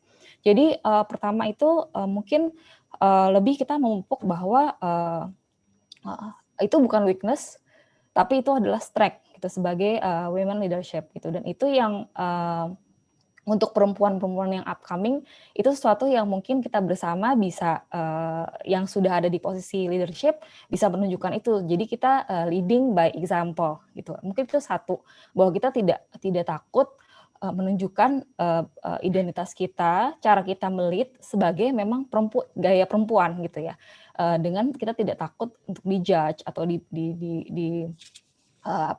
dibilang kita terlalu emosional dan tidak bisa mengambil keputusan gitu. Nah, terus yang kedua mungkin lebih mindset ya. Nah, mindset yang tadi itu sering banget membawa perempuan itu ke mungkin pernah dengar tuh semacam imposter syndrome ya. Jadi perempuan itu selalu merasa tidak educate untuk melakukan sesuatu hal. Ini mungkin salah satunya bisa kita lebih banyak tadi yang Ibu Tia bilang tuh juga, saya juga sangat setuju dengan he for she gitu. Gimana kita kita secara kolektif gitu ya juga bisa mengencourage ini di semua level gitu. Jadi tidak hanya on leadership level, tapi pada saat new generation of leaders nih, new generation of women entering a company gitu ya. Ini sudah dari awal secara struktural disiapkan nih programnya gitu.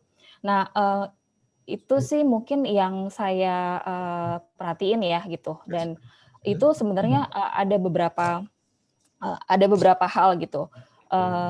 Saya berdasarkan pengalaman saya, perempuan-perempuan ini tuh the next leadership tuh memang perlu dimentor gitu ya. Saya di luar company, ini saya juga mungkin nanti nggak tahu nih kalau Ibu Noni punya waktu atau Bu Tia atau Mbak Vela punya waktu. Jadi semasa pandemi ini saya menggather beberapa teman-teman saya gitu untuk membangun platform yang kita open mentorship gitu. Di mana kita secara pro bono kita menyediakan waktu untuk mentorship this new generation of mostly women, tapi kita nggak pilih gender gitu. Jadi kita basically untuk passing through our knowledge gitu, karena our knowledge itu juga penting untuk di pass through nih ke generation yang selanjutnya gitu. Jadi nggak cuman secara konsep ya, kita juga tapi kita juga membuat suatu struktur di mana secara reguler pengetahuan ini tuh benar-benar ditransfer ke generasi selanjutnya. Mungkin itu ya kalau dari aku. Oke. Baik. Mbak Andini, terima kasih banyak, tepuk tangan dulu untuk Mbak Andini. Videonya di-play sama audionya udah selesai duluan. Tapi nggak apa-apa. Kita masih bisa melihat Mbak Andini masih ada di layar. So, teman-teman, itu tadi tepuk tangan dulu untuk semua narasumber saya dulu. Oke, karena tadi saya sampai sama panitia, sebetulnya ada beberapa pertanyaan, tapi mohon maaf kami terpaksa hanya harus membacakan satu pertanyaan. Tapi nanti sekali lagi mungkin sisanya bisa tetap dijawab teman-teman, nanti akan didirect langsung oleh teman panitia kepada narasumber, akan dijawab secara private dan dikirim ke teman-teman yang bertanya. So, ini satu pertanyaan ditujukan untuk Ibu Noni. Ibu Noni, ini pertanyaannya, bagaimana sih ekosistem yang ideal dalam industri transportasi agar dapat meningkatkan kontribusi perempuan? Ekosistem yang ideal, silakan Bu Noni. Ekosistem ideal ini trick question sekali ya, tapi yang paling penting adalah bagaimana kita memikirkan segala sesuatu itu secara holistik dan inklusif. Saya pikir itu sangat penting. Di visi Bluebird sendiri, visi utama kami itu adalah kesejahteraan dari stakeholder. Nah, stakeholder itu kan bukan hanya shareholder ya. Stakeholder itu termasuk juga pelanggan, termasuk pemerintahan, termasuk karyawan, pengemudi, dan semua orang yang terlibat secara langsung maupun tidak langsung. Jadi kalau itu kita melihatnya secara holistik dan secara integrated, itulah sebabnya kenapa kita goes beyond just the everyday business yang kita lakukan. Jadi nggak hanya cuma sekedar memberikan layanan transportasi yang aman, yang nyaman, karena itu harusnya sudah menjadi hygienic factor, tapi kita juga harus memikirkan integrasinya. Nah, kita kolaborasi kan, kita banyak sekali melakukan kolaborasi dengan yang mampu juga, karena ini juga akan membantu dari integrated ecosystem itu. Sehingga sebagai pengguna transportasi, kita tuh bisa merasakan mulai dari keluar rumah sampai kembali ke rumah lagi dengan aman, nyaman, dan juga sekarang yang penting adalah baik untuk lingkungan hidup. Yaitu juga salah satu hal yang sangat penting ya. Kita banyak sekali menggunakan, kita banyak karbon dioksida dan sebagainya. Jadi kita pikir saat inilah kita sebagai industri transportasi bisa berkontribusi juga terhadap lingkungan gitu. Oke, terima kasih banyak. Boleh tepuk tangan atas jawabannya. Jadi ngomong lingkungan itu nggak boleh dilupakan juga, selain aman, nyaman dan ramah lingkungan itu menjadi wajib hukumnya kata Mutia. Oke, sepertinya nggak sah kalau saya cuma tanya sama para narasumber yang ada di sini. Sekarang sudah bergabung sama kami Ibu Neneng dari Grab. Saya mau tanya pertanyaan yang sama. Shock kan Bu Neneng langsung? Bu Neneng, pertanyaannya sama persis seperti yang tadi ditanyakan ke Bu Nuni. Kalau menurut Bu Nuni tidak hanya kita keluar rumah di kendaraan sampai rumah merasa safety, tapi kita juga harus memikirkan bahwa kendaraan yang kita naikin ini ramah untuk lingkungan. Mungkin ada terobosan-terobosan dari Grab yang sudah membuat ini semakin ideal untuk lingkungan yang sustain dan lebih nyaman untuk ditinggal. Silakan. Makasih banget pertanyaannya, saya ditembak sama kamu. Random banget sih. Tapi ya udah deh. Mungkin kalau dari Grab, kebetulan besok kami akan meluncurkan yang kami sebut langkah hijau. Jadi ada 3 hal dalam langkah hijau. Pertama adalah bagaimana untuk setiap penumpang bisa melakukan carbon offsetting. Jadi itu jadi kalau misalnya Aziza naik Grab, ada pertanyaan berapa kilometer itu carbon offsetnya udah masuknya. Kemudian nanti oleh kami dipakai untuk anak-anak dan sebagainya. Jadi dan carbon offsetting itu pakai teknologi soalnya bisa. Algoritmanya udah ada. Itu yang pertama. Yang kedua adalah tadi Bu Noni juga sudah mengatakan dan kemudian juga bahwa kita semua bagaimana caranya untuk menggunakan electric vehicle. Nah, Grab sudah ada so far sudah ada 5.000 EV dan kita akan sudah berjanji by 2025 itu 26.000 karena kita akan membantu 20% EV by 2025. Nah, yang ketiga adalah recycle. Jadi bagaimana setiap orang mau care untuk recycling dan recycle dan sebenarnya kita juga ada layanan dengan Grab Express yang khusus bisa mengambil recycle dari rumah-rumah. Karena banyak orang yang mau melakukan recycle, tapi bingung mau ditaruh kemana. Nah, kita yang membantu. Jadi ini adalah 3 langkah hijau yang kami akan launch besok pada Earth Day. Tomorrow is Earth Day. Right? Yes, yeah. Jadi mungkin itu aja sih dari kami. Luar biasa, tepuk tangan dulu dong. Walaupun mobil masih mahal, teman-teman harganya naik berapa aja? Nanti konversinya di bengkel dahulu ya. Kita dapat izin konversi motor. Oh siap, kita kerja sama. Dari listrik. Kalau kita baru dapat dari Kementerian Perhubungan, jadi nanti konversinya pas saya. Oh iya. Gak apa-apa, bebas pokoknya di forum perempuan keren loh pokoknya. Semua tepuk tangan dulu dong. Kita kan bisa langsung melakukan bisnis dari atas panggung, luar biasa sekali memang. Dan sepertinya kita harus menyudahi talk show hari ini. Terima kasih Mutia, Bu Noni, dan juga Mbak Faila, Mbak Andini. Terima kasih banyak. Sehat-sehat selalu. Kita beri tepuk tangan sekali lagi untuk para narasumber saya. Luar biasa sekali. Terima kasih banyak, silakan. Terima kasih Mutia. Terima kasih Bu Noni. Sehat-sehat selalu. Selamat Hari Kartini Bu Noni, terima kasih banyak yang sudah join dari meja situ, tapi nggak apa-apa, tetap dekat di hati walaupun jaraknya agak jauh ya. Oke, baiklah teman-teman, selanjutnya kita akan masuk ke acara yang hampir puncak, ya, hampir puncak tapi belum puncak. Saya ingin mengundang Bapak William P. Sabandar selaku Presiden ITS Indonesia periode 2020-2023 untuk memberikan sambutannya kepada Pak William. Waktu dan tempat kami persilakan, boleh tepuk tangan.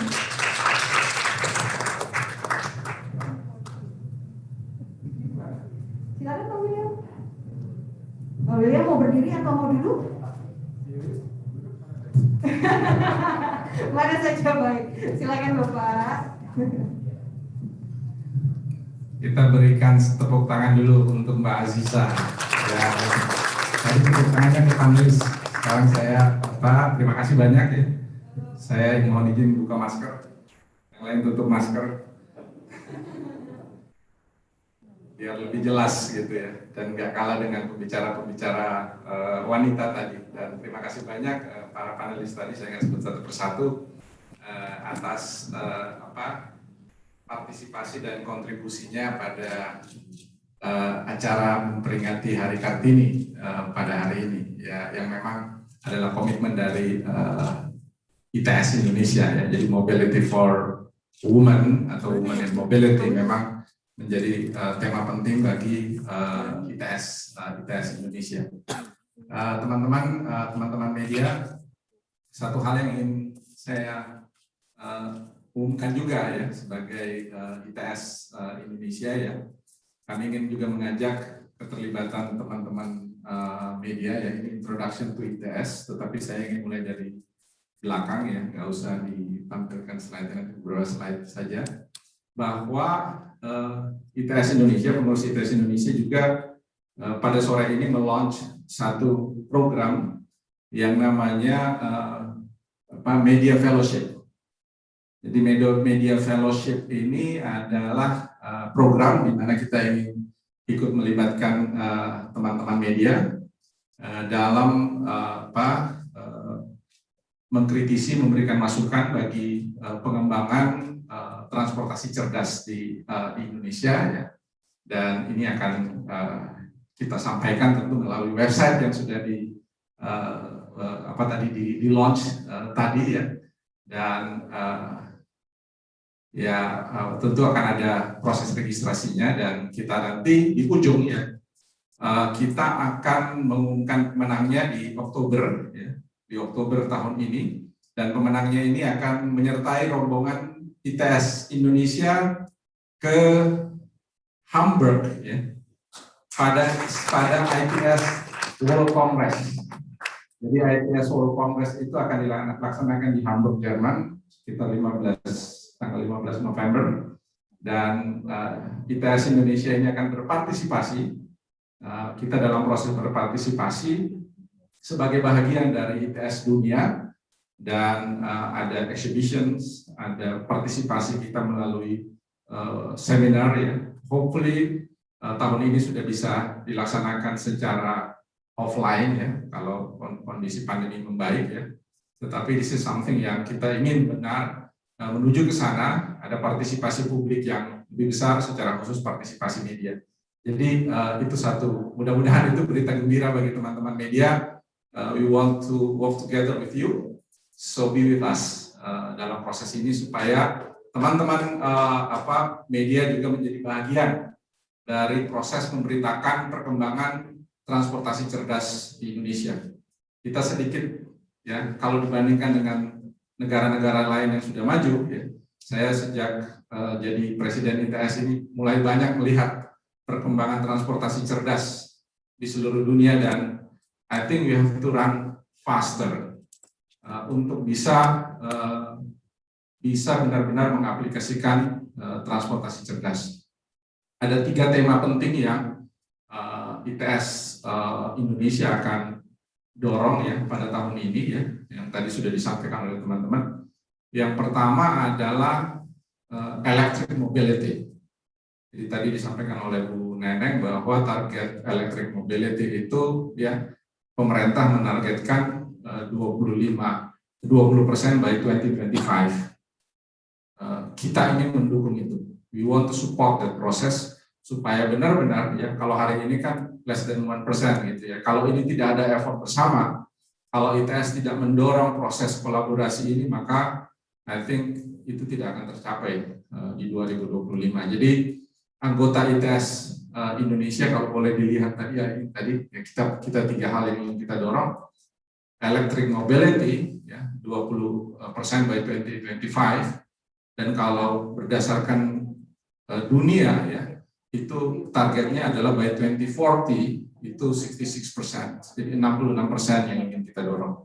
Kalau kita nggak melakukan langkah-langkah akselerasi sampai saat ini, maka kita akan behind, kita akan di belakang. Oleh sebab itu, kami mengajak seluruh teman-teman untuk mari berkolaborasi lewat platform ITS Indonesia untuk mendorong agar electric mobility kita tidak ketinggalan. Kita harus start untuk memperkenalkan berbagai teknologi, kita harus kuasai industrinya, dan dengan itu kalau kita bersama-sama, I think the target is achievable.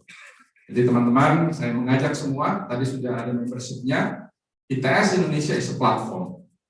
Kita nggak bisa kerjain sendiri, we are connecting the dots, kita membawa semua pemain-pemain ya, di electric mobility, ambil contoh di sini sudah ada Bluebird ya, terima kasih itu member kita yang tadi 2 logonya ya, membership-nya dibayar 2 kali nanti Bu Noni, gold member. Kemudian tentu kalau kita lihat tadi Grab ya, it's a member. Kemudian juga ada Transjakarta tadi ya, mudah-mudahan nanti segera ya Bu Tia, Damri juga akan bergabung. So it's a consortium of industries, ya, operators, ya, government yang jalan bersama ya, nggak bisa dilakukan oleh pemerintah sendiri. So we are partner with the government untuk mengachieve itu. Itu yang pertama ambisi yang ingin kita wujudkan bersama-sama tahun ini. Yang kedua adalah bicara soal mobility of as a service. Jadi tema besarnya itu adalah integration. Integration is a must. Kalau hari ini kita habis naik Grab, kemudian taksinya Noni, Bluebird, kemudian naik MRT, semua beda-beda tuh tiketnya. Di kantong kita itu bisa banyak sekali tiket ya.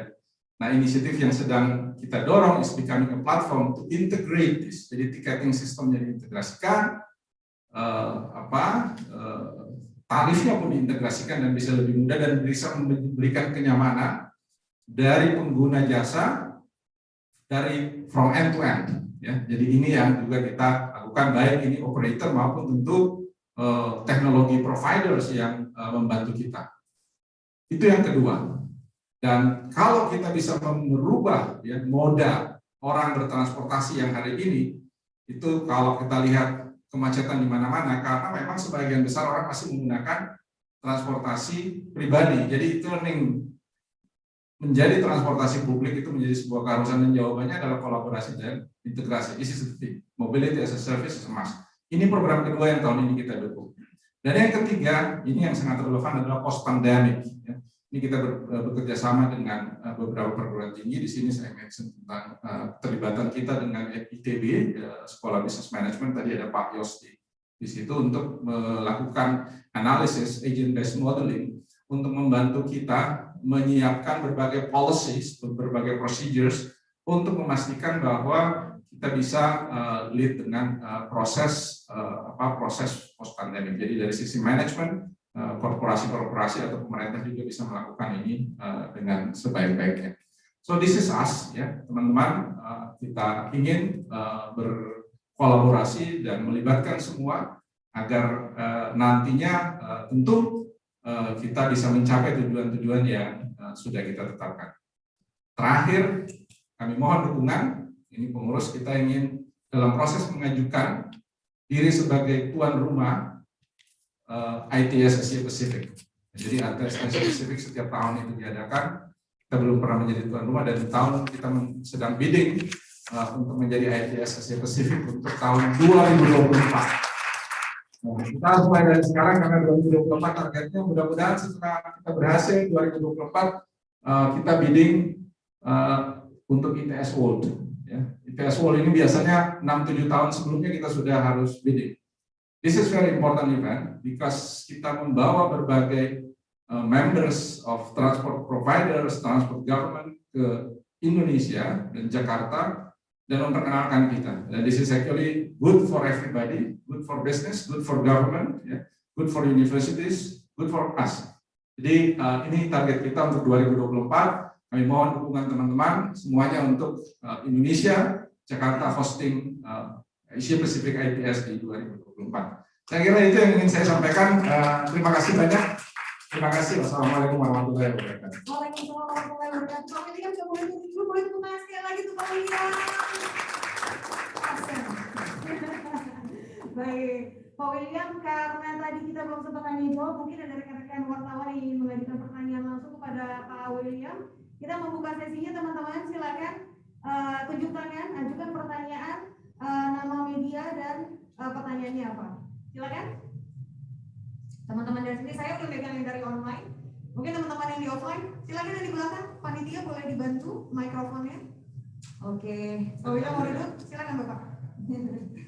Oke, silakan Mas, nama, media dan pertanyaannya.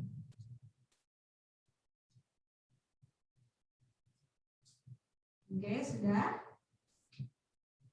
Dulu masih cek mic. Oke, mantap. Hebat ya protokolnya ya. Silakan Mas. Sore, Yosi dari Warta Ekonomi. Warta Ekonomi. Oke. Pertanyaannya ini sih tadi yang konsep mobilitas yang di BPS itu ini kan sebenarnya udah lama juga ya rencana mobilitas ini ada dari Bank Indonesia juga ada inisiatif dari Kemenhub juga ada. Nah kalau dari kita sendiri lebih ke mana nanti menggantinya program mobilitas? Pak William kedengeran suaranya? Program apa? Integrasi. Boleh lebih kencang Mas suaranya Mas Suri. Oh, program integrasi. Silakan Pak William. Yang sangat real. Terima kasih banyak, pertanyaan bagus. Yang sangat real kita kerjakan sekarang adalah mengerjakan untuk Jabodetabek. Jadi Jakarta, Bogor, Depok, Tangerang, Bekasi ya. Itu yang kita sedang kerjakan ya. Dan ini sebenarnya sedang dikerjakan bersama-sama ya, dengan beberapa operator. Di dalamnya ada MRT, ada LRT, ini Pak Rudi ada di sini, kemudian ada Transjakarta, ada kereta api. Itu kalau kita bicara per hari itu sekitar 3 juta passengers yang menggunakan ini.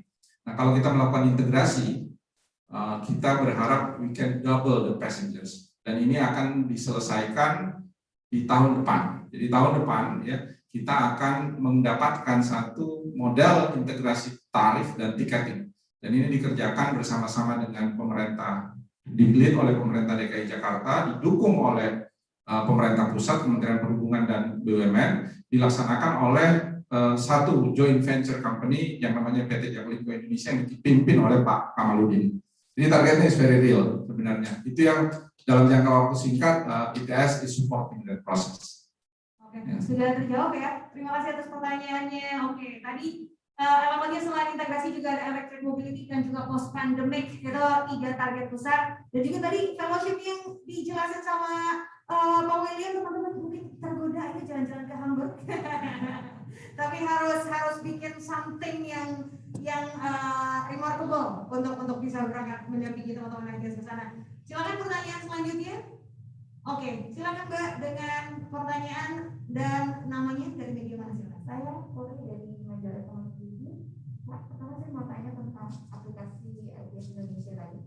Nah itu kalau boleh tahu Pak, untuk GOM yang pertama ini targetnya penggunanya sendiri itu berapa ya Pak kira-kira, kemudian kira-kira akan menyasarnya banyaknya lebih kemana Pak penggunanya gitu. Terus kemudian Pak tantangannya ke depan integrasi ini apa sih Pak? Iya.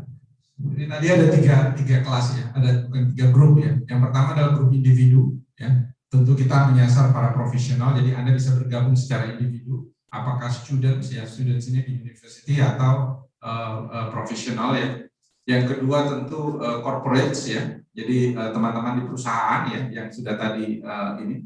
Dan yang ketiga adalah teman-teman di university dan research center. Jadi targetnya di 3 komponen tersebut. Nah, pertanyaan kedua jumlahnya Pak, berapa ya tadi target jumlah? Jumlahnya kita ingin sebanyak-banyaknya. Kita tentu berharap semua industri, tetapi memang tadi sangat tergantung dari bagaimana orang akan merasakan manfaat dari joining. Oleh sebab itu tadi yang ditawarkan itu tadi adalah apa sih yang keunggulan pertama adalah jaringan yang kita punyai. Tadi saya sudah jelaskan, we have a world network, we have a regional network, Asia Pacific network, dan tadi knowledge center. Kalau Anda mengunjungi menjadi members, maka ada banyak knowledge yang akan di-provide oleh kita. Kemudian setiap bulan kita punya webinars ya, yang tentu mengundang berbagai pembicara, dan itu kalau menjadi members bisa dinikmati dengan free, kira-kira seperti itu. Tantangannya tadi satu lagi pertanyaan nih Pak. Challenge-nya apa nih ke depannya untuk bisa mencapai itu Pak? Challenge-nya adalah whether we want to change ourselves, karena merubah dari sebuah sistem yang konvensional menjadi sebuah sistem yang tadi fully digital. Ya. Kalau kita bicara ITS tadi sudah disampaikan oleh Bu Tia, bagaimana merubah sebuah sistem yang ini, karena itu akan harus ada yang dikorbankan gitu ya. Ada kenikmatan yang harus dikorbankan. Nah, whether we want to change the behavior untuk berubah dari conventional transport system atau conventional mobility menjadi smart mobility, itu tantangan yang akan kita hadapi ya. Karena tentu akan ada industri baru, ada cara kerja baru, ada cara bertransportasi baru. Nah, ini yang harus bersama-sama kita kerjakan, yang saya yakin nggak bisa dikerjakan sendiri. Kita harus bersama-sama, dan ITS Indonesia is a platform, adalah platform yang akan membantu kita bersama menyelesaikan atau memberikan solusi terhadap upaya integrasi ini. Oke, terima kasih jawabannya Mbak Kori udah terjawab ya. Langsung diketik jadi berita tuh Pak jawabannya. Anak online luar biasa memang. Tepuk tangan dulu untuk pertanyaannya Mbak Kori. Terima kasih. Thank you. Oke, last question. Silakan teman-teman, satu pertanyaan lagi dari rekan-rekan media. Si Today mungkin di belakang sana, syarah medianya. Oke, syarah udah dapat bahan. Oke deh. Yang lain silakan teman-teman. Apakah ada pertanyaan lagi? Oke, saya baca satu pertanyaan dari online Pak, tadi sudah diberikan oleh rekan panitia. Pertanyaannya, Pak William, apa saja sih bentuk kolaborasi yang telah terjadi di ITS Indonesia antara sektor publik, swasta maupun akademisi untuk pengembangan sistem transportasi cerdas di Indonesia? Ya, yang pertama tadi dengan university, tadi saya sampaikan ada beberapa program ongoing kita, ya, transportasi yang mendukung industri, ya. Saya tadi sebut satu perguruan tinggi, ya. Yang kedua tadi kolaborasi antara antara korporasi kita, ya. Kalau kita lihat di electric mobility di situ kami, ya, ada MRT, ada LRT, ada Transjakarta, ada Jaklingko, ada Grab, ada Bluebird, semua bersama-sama berkolaborasi mewujudkan ini. Nah, satu hal mungkin yang saya harus sampaikan juga Mbak Aziza adalah ini bukan hanya di dalam negeri, ya. 3 bulan ini kita intensify komunikasi kita dengan beberapa ITS global, ya. Dengan ITS Kanada misalnya, kita sharing knowledge atau lebih banyak kita adopt knowledge, ya, tentang pengalaman mereka menerapkan electric vehicle, ya, di Kanada. Mereka sangat maju dalam teknologi, ya. Kemudian dengan Jepang, ya, dengan ITS Jepang, the whole knowledge yang mereka sudah kembangkan itu juga kita bisa kerjasamakan. Dan yang terakhir dengan Korea Selatan. Nah, Korea Selatan ini menarik, ya. Korea Selatan ini membantu kita dalam mengembangkan BIS Integrated Management System, BIMS. Jadi mereka sudah mengembangkan ini. Mereka juga akan datang ke Indonesia, ya. Dan kalau datang ke Indonesia tentu kita juga akan buka forumnya dengan semua teman-teman, dan mereka mengundang kami ke Korea karena Korea Selatan ini sedang menyiapkan diri, ya, sedang promosi untuk menjadi host dari World ITS di tahun 2026.